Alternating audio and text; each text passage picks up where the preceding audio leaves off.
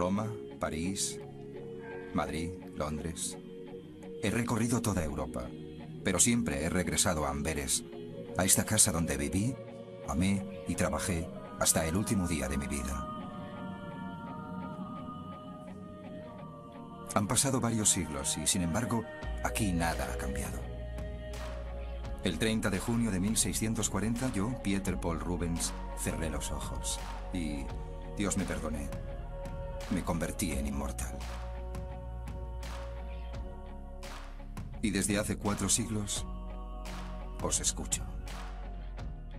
Creo que Rubens es una figura a la que se debe redescubrir, porque es profundamente moderna. Rubens es tan grande y llama hoy nuestra atención porque hace tabla rasa del pasado. No copia los antecedentes, reinventa. Dejen que les cuente. Por aquella época, yo estaba en la cumbre de mi gloria. Mi casa era visitada sin cesar por artistas, príncipes y sabios. Mis colecciones estaban en la rotonda. En ella había reunido esculturas antiguas, pero también cuadros recogidos durante mis viajes por Europa y telas que me habían inspirado, además de obras de mis amigos y mis alumnos.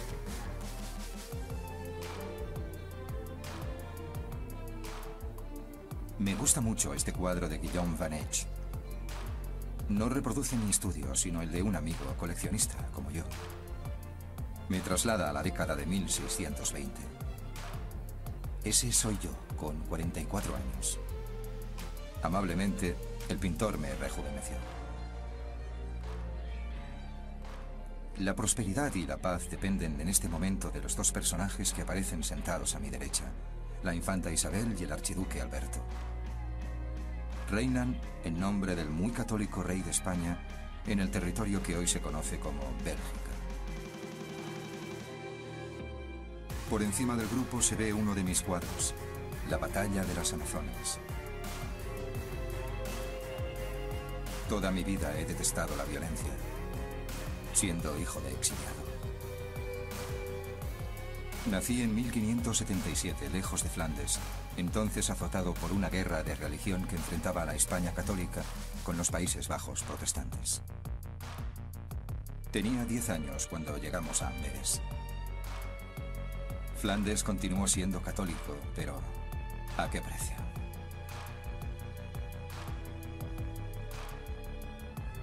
Desde mis años de formación hasta mi último suspiro, mi religión, en el fondo, siempre fue la pintura. ¿Cómo llegué a ser pintor? Eso fue hace tanto tiempo. De mis obras de juventud no queda casi nada, salvo este cuadro que hay colgado en el taller. Por aquella época yo era alumno de Otto van Diem. Tenía entonces 23 años y me pinté con los rasgos de Adán. ¿Era ya Rubens? Prefiero que opinéis vosotros. Este cuadro es uno de los más antiguos, si no uno de los primerísimos que pintó el maestro. Como cuadro no es muy bueno. Hay que comprender que el hombre es aún, que el artista todavía es joven. Es algo así como Rubens, antes de que fuera Rubens. Su estilo aún no se ha consolidado. Es como si fuera con algún retraso. Sí, es un cuadro impresionante con esta pintura fría, de colores poco llamativos, que no parece del Rubens al que estamos acostumbrados.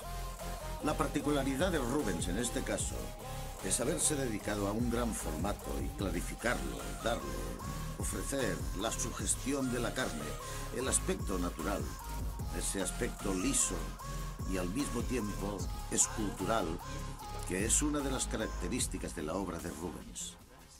Podría decirse que Rubens hace como estatuas, pero estatuas de carne, estatuas vivas. Y aquí tenemos una excelente prueba de ello, más tratándose de un pintor tan joven.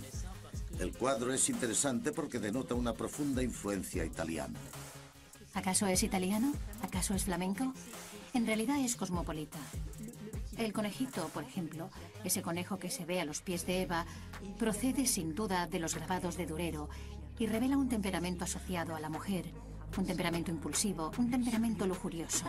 No es un gran cuadro, salvo por el formato, pero sí es un cuadro que, en mi opinión, manifiesta más bien insatisfacción y búsqueda, y por tanto, aspiración y deseo de perseguir algo diferente, más que una obra maestra. 1600. Empieza un nuevo siglo y para mí, una nueva vida. Recuerdo mi llegada a Venecia como un momento extraño. Había soñado tanto con este viaje que no conseguía distinguir ya entre la realidad y mis propios sueños. La Basílica de San Marcos, el Palacio de los Dux, el Puente de los Suspiros, todo. Todo lo conocía ya sin haberlo visto nunca.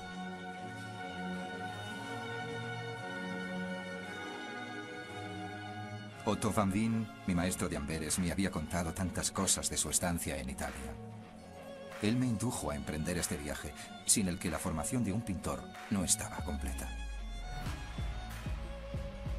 No descubro solo una ciudad, sino todo un universo pictórico.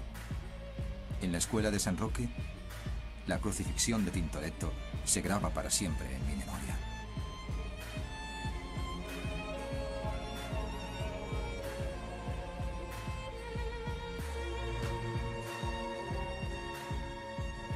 En San Sebastiano contemplo los mártires del Veronés. Estupor, admiración. Estos maestros, a los que conocía a través de copias o grabados, se me muestran al fin con todo su esplendor. Rostros, trapeados, composiciones, colores. Quiero absorberlo todo.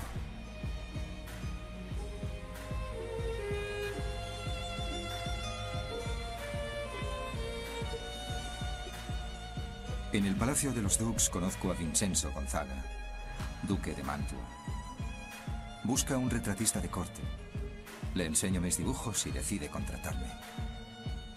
Al día siguiente, dejamos Venecia. Aquí estoy, al servicio del duque de Mantua. Su palacio es grandioso, un laberinto en el que me pierdo, feliz. Desde hace 2 siglos, los mejores artistas han trabajado para la corte de los Gonzaga. ¿Cómo no demostrar humildad cuando tus predecesores se llaman Mantegna, Tiziano o Giulio Romano?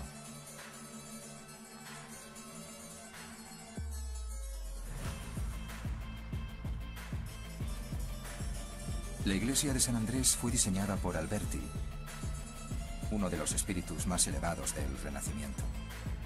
Acabo de descubrir sus escritos y los de Leonardo da Vinci en la biblioteca de Palacio. Quiero comprender en todos sus aspectos este renacimiento italiano al que tanto deben los pintores europeos.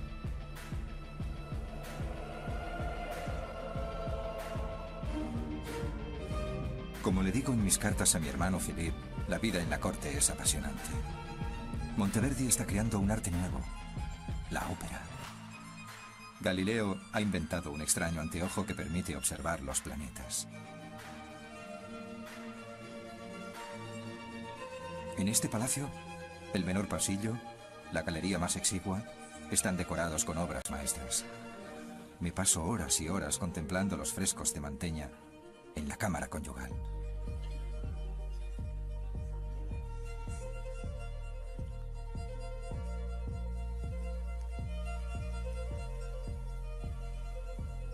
El duque finge considerarme su igual, pero no soy tan ingenuo como para creerlo. Me paso el día entero copiando las telas de los maestros. El lunes Rafael, el martes Miguel Ángel. El duque no me pide ningún cuadro. Todos me llaman Il Fiammingo, el flamenco. Espero que algún día me llamen simplemente Rubens, mientras pinto mi autorretrato en un círculo de amigos.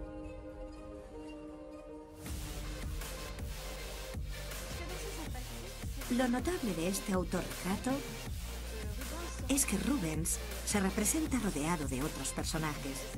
O sea, No es un caso de narcisismo. Él aparece vestido de negro y en apariencia se propone parecer como un cortesano, como un humanista. Es un cuadro algo misterioso, porque no se conocen los nombres de los 4 personajes que acompañan al artista. En el extremo derecho se ve un personaje que, visto de perfil, parece una medalla, con los rasgos de la cara casi esculpidos. Es el retrato de un filósofo neoestoico, Justo Lipsio. Justo Lipsio era un profesor muy famoso en Lovaina, un humanista importante en toda Europa, que estaba siempre rodeado de estudiantes, filólogos, filósofos y artistas, entre ellos los Rubens, Peter Paul Rubens y su hermano Philippe. En el fondo se trata de un cuadro que indica el deseo de llegar, en compañía de otros seres de la élite, a una vida de creación. Y de creación que puede ser intelectual, filosófica o tal vez, como en el caso de Rubens, pictórica. Probablemente es un cuadro pintado para sí mismo. Nunca volverá a hacer algo así. Ese es uno de los puntos fuertes de Rubens, que cuando pinta un cuadro nunca se copia, no se plagia. Esta composición genial surgió un día de su mente. Este hallazgo del formato en anchura con algunos personajes, entre ellos el propio Rubens, que emerge a la superficie del cuadro, que la trasciende, y este personaje de Rubens, el autorretrato en primer plano, ese joven situado hacia la derecha, de rostro hermoso y tan inteligente que nos habla, que me habla, sentimos deseos de tocarlo. En otras palabras, rompe la barrera que existe entre la obra de arte y el espectador. Conseguí convencer al duque de que me incluyera en su comitiva.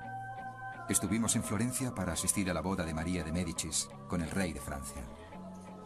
Por fin descubro la cuna del Renacimiento.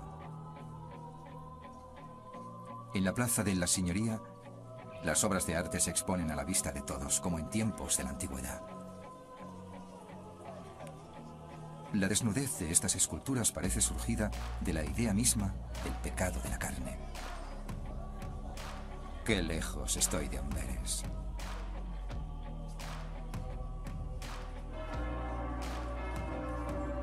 La ciudad está de fiesta, pero la boda es muy extraña. María de Médicis se presenta sola ante el altar. Enrique IV no acude a sus propias nupcias. Está en el campo de batalla.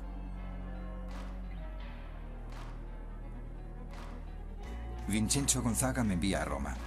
Hacía meses que soñaba con ella. Desde luego el duque me pide continuamente copias nuevas, pero aquí estoy por fin en el corazón de la antigüedad. Me reúno con mi hermano Philippe, que trabaja con el representante del archiduque Alberto. Juntos, por las calles del foro, recorremos el curso de la historia. Estas ruinas son para nosotros palacios. Pienso en Séneca, en Ovidio y en nuestro maestro, el humanista Justo Lipsio, a quien debemos el que los valoremos. El latín vuelve a ser una lengua viva.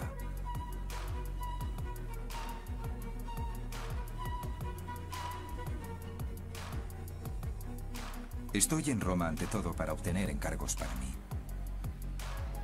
La Iglesia Católica quiere reconquistar a los fieles tentados por el protestantismo, y su arma será la pintura. Las oportunidades son infinitas. Tengo que aprovechar la circunstancia. En el Vaticano visito la Capilla Sixtina. ¿Llegaré algún día a la altura de Miguel Ángel?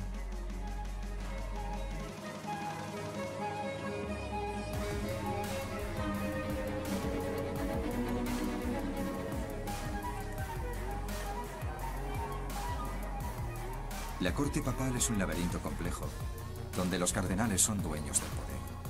Tengo que moverme entre decenas de pintores que, como yo, se disputan su favor. Gracias a Dios, a través del archiduque Alberto, que desde Bruselas vela por mí, consigo un encargo para la iglesia de la Santa Cruz de Jerusalén. Santa Elena triunfante. El heroísmo de este tema me permitirá, al fin, demostrar de qué soy capaz.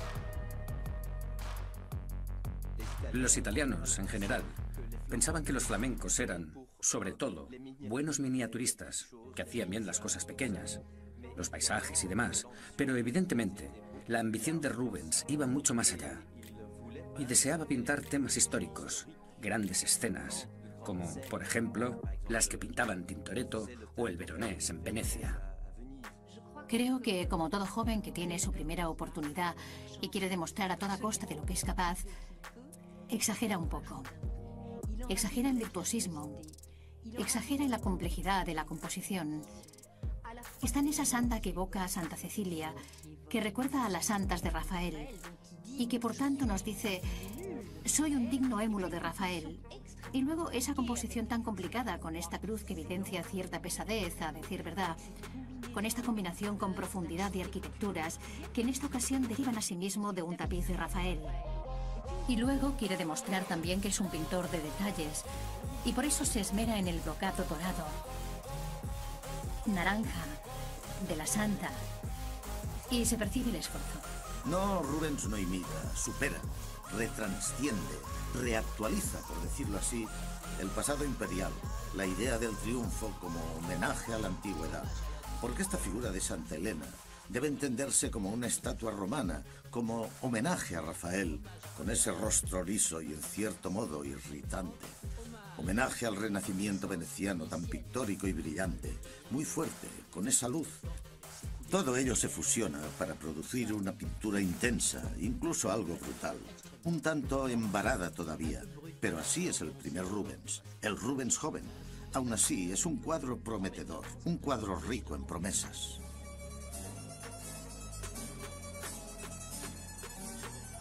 El duque me requiere en Mantua con urgencia.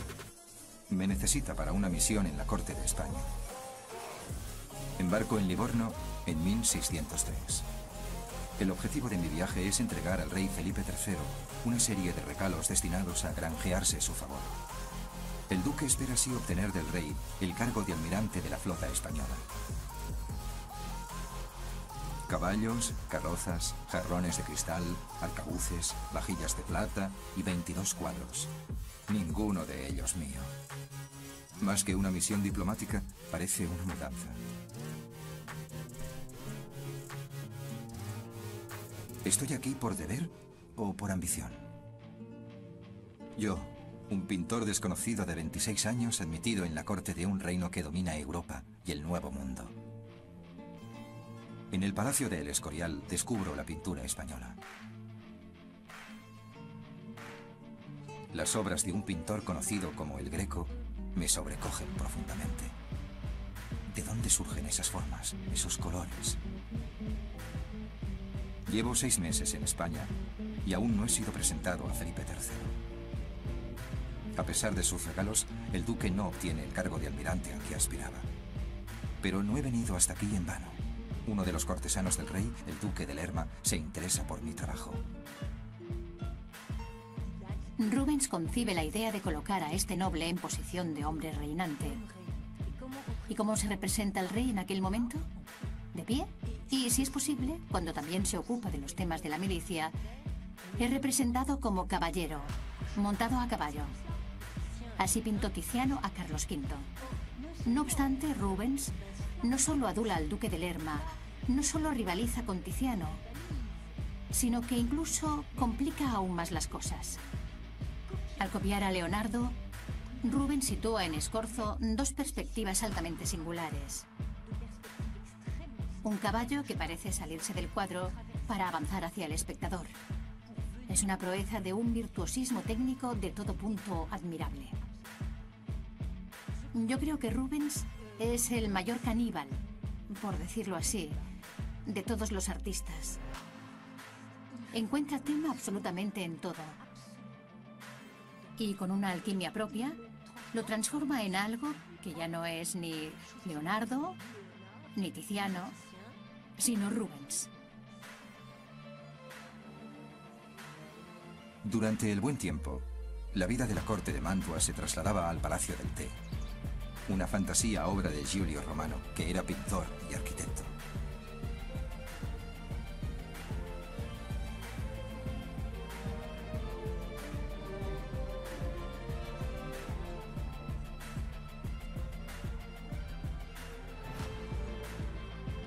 Estos frescos de la Sala de los Gigantes no responden a ningún canon. Todo aquí es pura invención.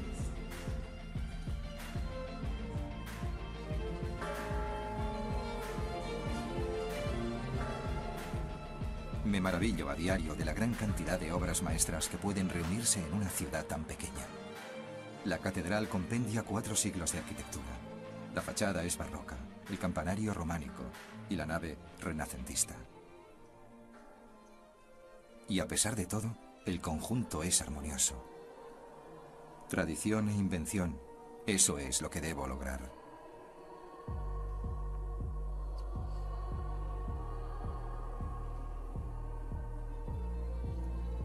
El duque me permite al fin llevar a cabo una obra personal, el retablo de la Iglesia de la Trinidad. Lo he representado orante, y Dios sabe que rara vez lo he visto en tal actitud.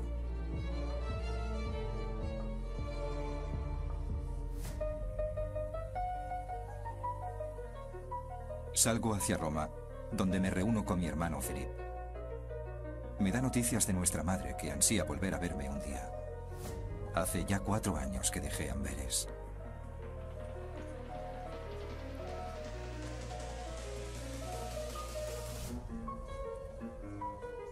Frecuentamos un círculo de pintores y humanistas, pero el artista a quien más admiro aquí no es ningún intelectual. Se llama Caravaggio. Sus modelos son prostitutas y mendigos. Su pintura religiosa es escandalosa. Su vida también. Acaba de abandonar la ciudad, acusado de intento de homicidio.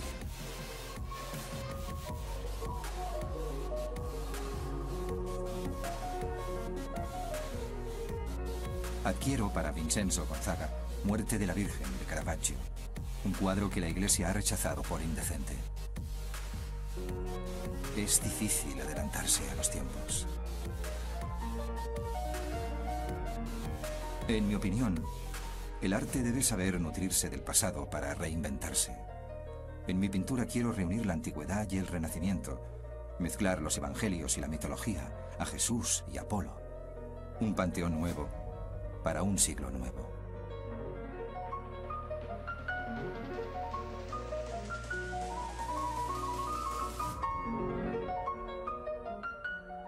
He recibido por fin un encargo importante para la iglesia más famosa y más concurrida de Roma, Santa María de Vallicella. 2 años de trabajo. 3 versiones seguidas. ¿Cómo glorificar a esta Virgen milagrosa?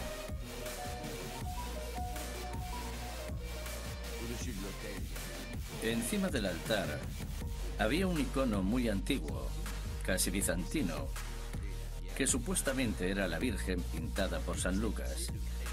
Y en cierto modo, se trataba de crear un decorado para los días en que esta Virgen era expuesta al culto de los fieles. Por último, Rubens representó otra imagen. Me atrevería a decir que moderna, con la Virgen y el Niño. La rodeó, naturalmente, de ángeles que celebran su gloria. Y a uno y otro lado, distribuyó a los santos que correspondían a uno de los grandes descubrimientos hechos a finales del siglo XVI en las catacumbas de Roma. Es decir, los cuerpos de los mártires de los primeros siglos. En este momento la Iglesia de Roma está enfrentada a la protestante, por supuesto, y su objetivo es reconquistar las almas. Y esta obra incide en uno de los temas de conflicto entre los protestantes y los católicos, puesto que afirma el derecho a adorar una imagen e incluso, ya en el punto límite, el poder milagroso de una imagen, idea que rebaten los protestantes para afirmar que el culto ha de rendirse a Dios. El único que posee un poder milagroso, y no desde luego una imagen. Este cuadro glorifica a los santos, y por tanto el culto a los santos como grandes mediadores, según los cristianos, mientras que el pensamiento de la Reforma rechaza de plano el culto a los santos. Y por último, el cuadro ofrece la visión de los ángeles como intercesores entre la humanidad y Dios. En definitiva, es un cuadro de combate. 1608. Recibo pésimas noticias sobre la salud de mi madre. Abandono Italia a toda prisa, sin despedirme siquiera del duque. Después de 40 días a caballo, llego tarde. Lo único que puedo hacer es llorar sobre su tumba en la abadía de San Miguel.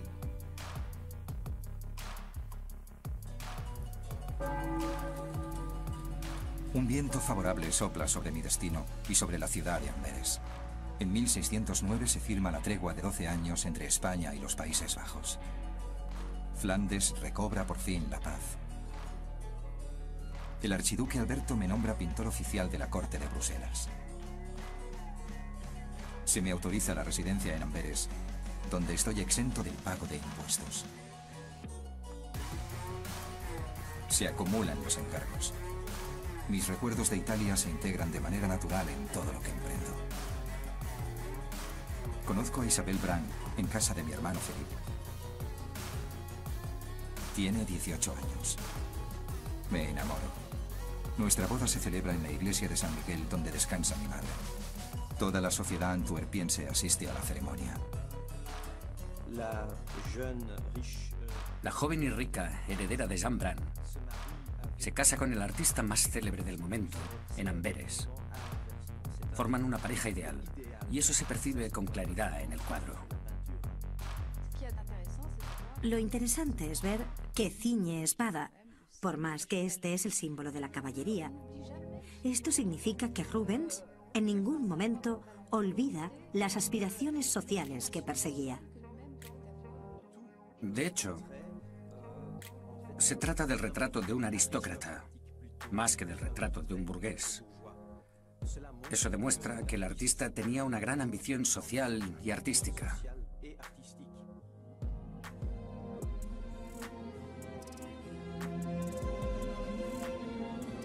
Mis primeros encargos se los debo a Nicolas Rocox, el burgomaestre de Amberes.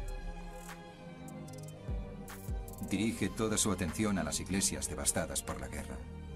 El reto es religioso, pero también político. Hay que volver a ganarse a toda costa el corazón de los fieles, tentados por las ideas de la reforma que amenazan a la Europa católica. Nicolas Rocox es un hombre poderoso, pero también un erudito sensible a los temas artísticos. Nos hemos hecho amigos. En 1610 me encarga un primer retablo, la erección de la cruz. Un año después pinto para la Catedral de Amberes el descendimiento de la cruz. Mi razón está al servicio de la pasión. En mi mente nacen las composiciones más audaces. Fascinan a los fieles y evidentemente todavía lo hacen hoy. En estos cuadros, Rubens muestra, en cierto modo, dos versiones de su arte. En primer lugar, su capacidad para hacer de la historia de la Pasión de Cristo algo heroico. Una especie de gran saga entre el ruido, el furor, el sudor, los gritos de los hombres que tiran de la cruz. Y luego la otra cara de su arte, es decir, la capacidad para el dolor. Para un dolor en extremo meditativo y casi contenido en sí mismo, en que nadie grita, donde ya no hay furor, donde no existe ya sino un inmenso dolor que obliga a bajar los brazos y lamentarse prácticamente en silencio. Es evidente que aquí, a pesar de todo, se percibe la violencia de contrastes entre los colores. Se capta la profundidad del espacio creada por el propio color, y está la presencia de ese magnífico cuerpo soberbio que no es una estatua, sino un cuerpo en carne y hueso. Cristo evidentemente está muerto. Cristo ha sufrido. Cristo es la apoteosis de lo más atroz que la humanidad puede sufrir. Pero al mismo tiempo, la luz que se extiende por su cuerpo, el esplendor de este cuerpo, hace que la vertiente luminosa de la existencia, por decirlo así, aparezca como vencedora sobre el otro aspecto. Cabe destacar algo que se ha reprochado en muchas ocasiones a Rubens: la presentación de un cuerpo pesado, desarticulado, que un grupo de personas baja del madero del suplicio, una de las cuales sujeta la sábana con los dientes, otra ase el cuerpo por el brazo. Y lo que asombró más a no pocos espectadores de la época fue precisamente el pie. El pie de Cristo que roza el hombro desnudo de María Magdalena. Todo el tríptico habla de eso. Cómo llevar el increíble regalo que supone una divinidad ofrecida a los hombres. Todo el tríptico expresa cómo se lleva a Cristo desde el comienzo. Cuando se abre el tríptico con la Virgen encinta, una Virgen que lleva en su vientre a Cristo. Y al otro lado, la presentación en el templo, con el sumo sacerdote, que lleva en brazos al niño recién nacido. Y luego, cuando se cierran los paneles del tríptico, con la imagen de ese gigante, bueno, San Cristóbal, capaz de trasponer un peligroso vado con el niño sobre los hombros, en los que recae el peso del mundo, el peso de los pecados del mundo, porque es Cristo y él, Cristóbal, nombre que significa el que lleva a Cristo. Y al fondo esa erección de la cruz heroica, ese alzado heroico de la cruz, y este canto de dolor en torno a un cuerpo que descienden y transportan y que acaba por encarnarse al ser por último enterrado, son la mejor prueba de las inmensas posibilidades del arte de Rubens.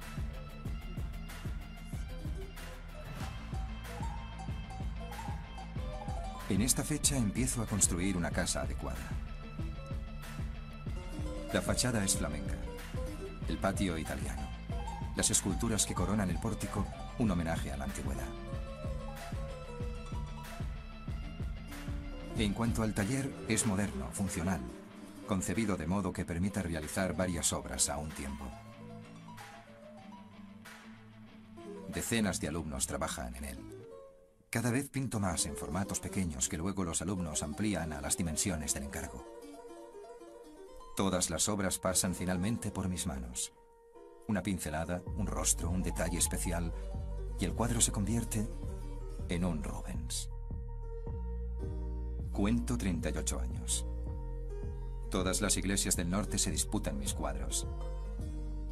Retratos, alegorías, temas mitológicos, abordo todos los géneros. Pinto para mi amigo Nicolás Rocox, Sansón y Dalila, y lo expone en su salón. El cuadro da mucho que hablar.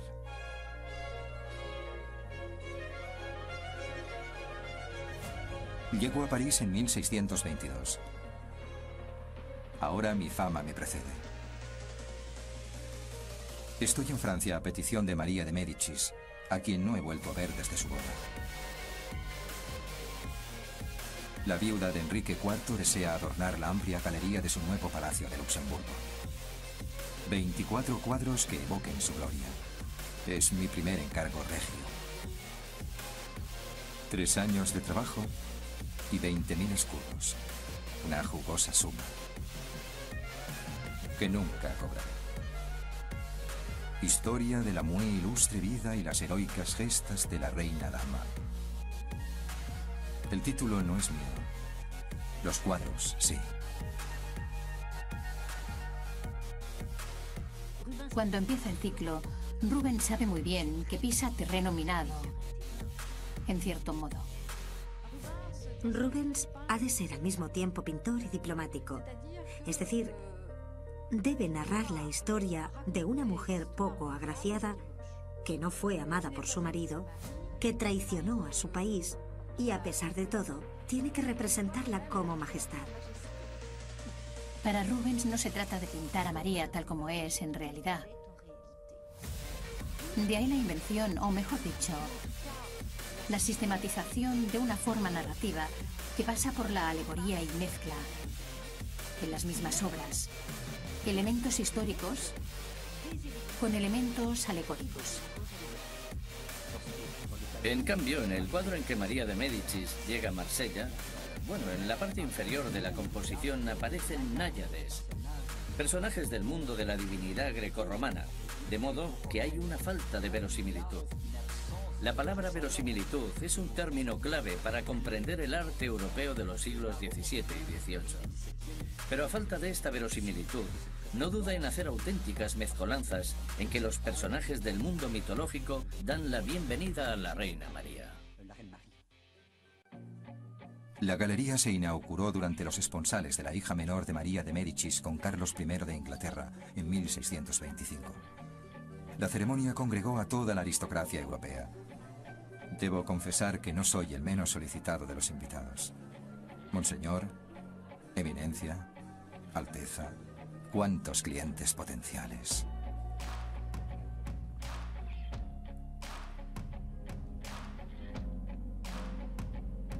Mi regreso a Amberes es, una vez más, sinónimo de desconsuelo. Mi amada esposa Isabel muere víctima de la peste. Mi tristeza es inmensa. El archiduque Alberto también ha fallecido. La guerra con los Países Bajos se ha reanudado. En Bruselas, la infanta Isabel me confía una misión oficiosa para evitar la alianza entre Inglaterra y los Países Bajos. Ahora soy diplomático.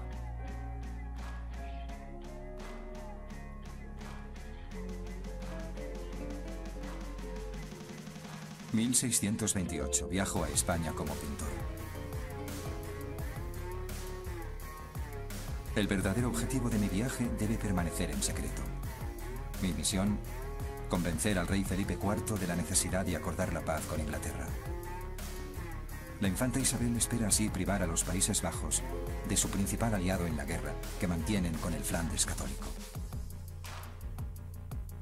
Estoy convencido de que Europa no gana nada con estos conflictos mortíferos. Aprovecho las sesiones de pintura con Felipe IV como modelo para tratar de convencerlo de que negocie con los ingleses. Aprecia mi talento como pintor, pero mis opiniones sobre la paz no le convencen. Me intereso por la pintura, lo mismo aquí que en cualquier otro lugar, y he conocido a Diego Velázquez, un joven pintor español. Yo tenía su edad cuando vine por primera vez a España hace ya 25 años. Es mi guía por las galerías de El Escorial. En los aposentos privados del rey descubro el rapto de Europa de Tiziano, un secreto bien guardado, una revelación. Esa Europa lasciva de carne tan real no es bella, pero resulta tan turbadora. ¿Y si esta sensualidad fuera, en definitiva, el objetivo de toda pintura?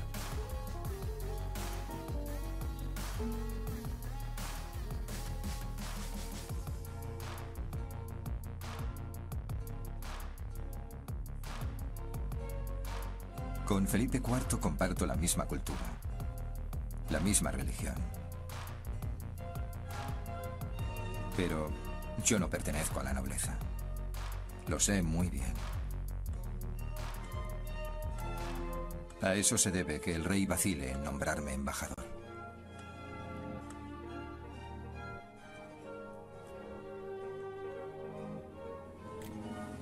Felipe IV firma al fin la orden para mi misión.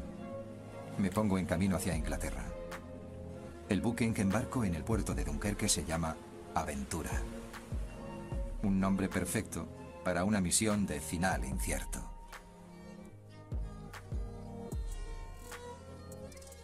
Todo lo que España tiene de austero, lo tiene Inglaterra de amable, a pesar de su cielo, siempre gris. En la corte, asisto a la primera representación de una obra de un autor llamado William Shakespeare.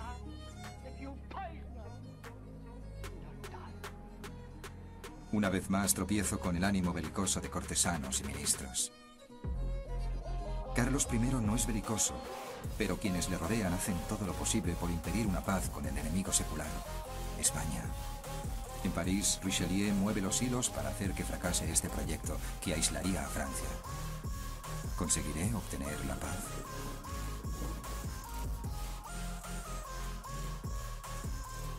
Este hombre está dispuesto a renunciar a la pintura con tal de lograr la paz y obtener así la promoción social. Pero claro, la pintura lo llama. No puede dejar de pintar. En Inglaterra, como no tiene taller, se instala en casa de un pintor. Uno siempre es prisionero de su pasado. Y en esta casa pinta. Pero pinta cuadros políticos. No se trata de un encargo. Se podría pensar que es un cuadro encargado, un encargo del rey, pero no es así. Es una iniciativa de Rubens en 1629-1630, durante su estancia en Inglaterra, y se lo ofreció a Carlos I. Y este cuadro indica que si Inglaterra llega a un acuerdo con España, todos serán beneficios, la abundancia reinará de nuevo en la isla. Y eso da lugar a este cuadro sorprendente, en el que Rubens adopta de nuevo el lenguaje alegórico que ya empleó para pintar el ciclo político de María de Médicis. Y pintó este cuadro, Alegoría de la paz y de la guerra, en el que se ve a una poderosa mujer, una mujer que representa la paz, es decir, la fecundidad, de cuyo seno brota un chorro de leche que bebe un niño. Y esta paz que Rubens está forjando, permite a Minerva, en el centro, esa gran diosa cubierta con casco, triunfar, ya que expulsa del cuadro al pobre Marte, que se vuelve por última vez para ver si puede golpear a esos niños, golpear el futuro de Europa. Aunque una furia, la furia Alecto, la furia de la guerra, ha comprendido ya, y muy a su pesar, se va y abandona la escena de la pintura. El 6 de marzo de 1630 abandona Londres. Se ha firmado la paz entre España e Inglaterra. Y pienso, modestamente, que algo he tenido que ver en ello. Ahora bien, ¿durará?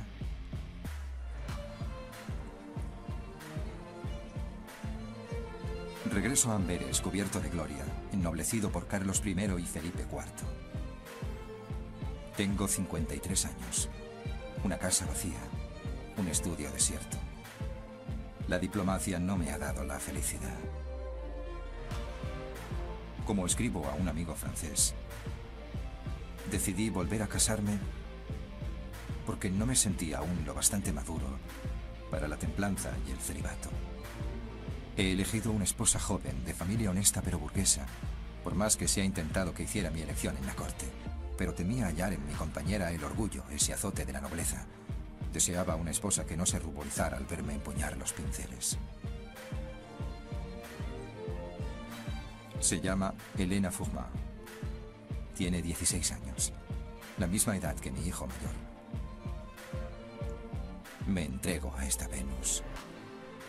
Se convierte en mi modelo favorita. Trastorna mi vida. Y también mi pintura.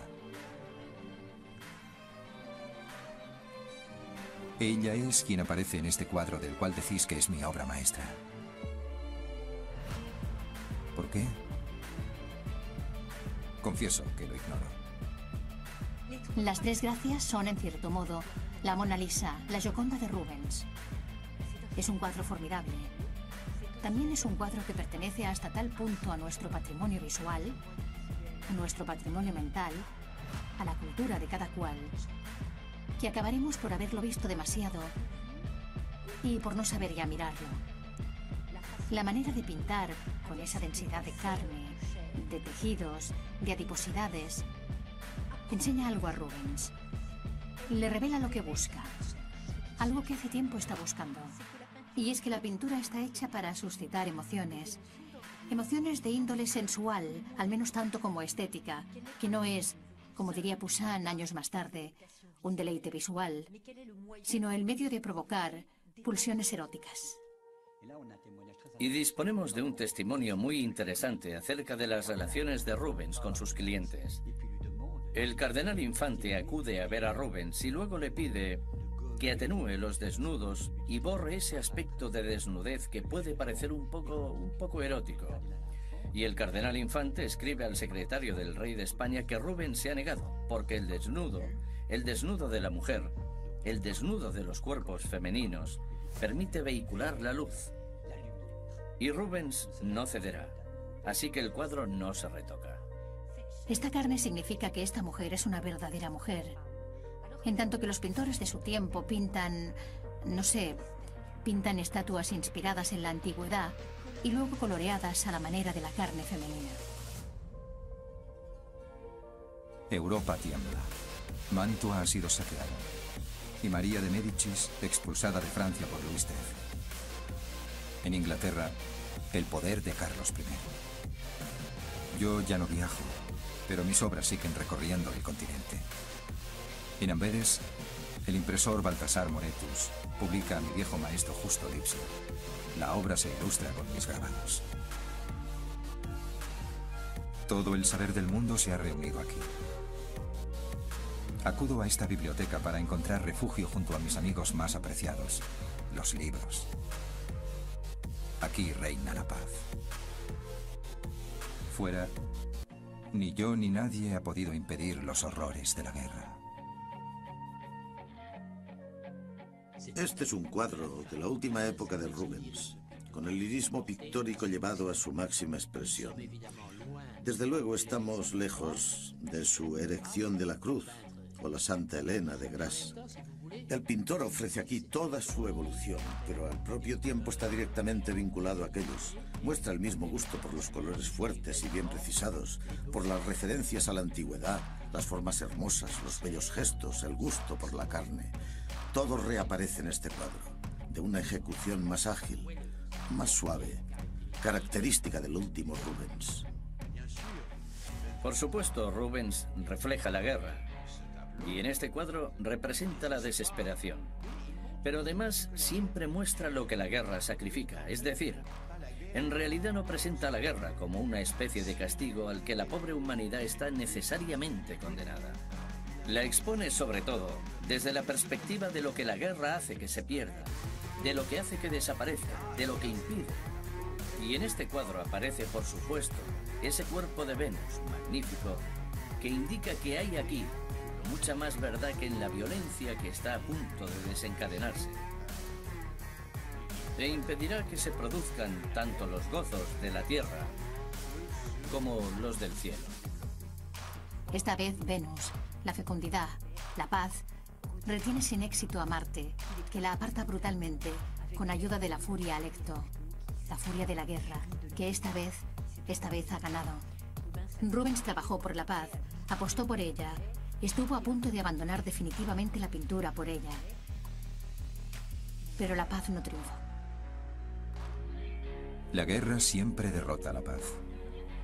Debo confesar que, por mi parte, pequé de orgullo muy a menudo.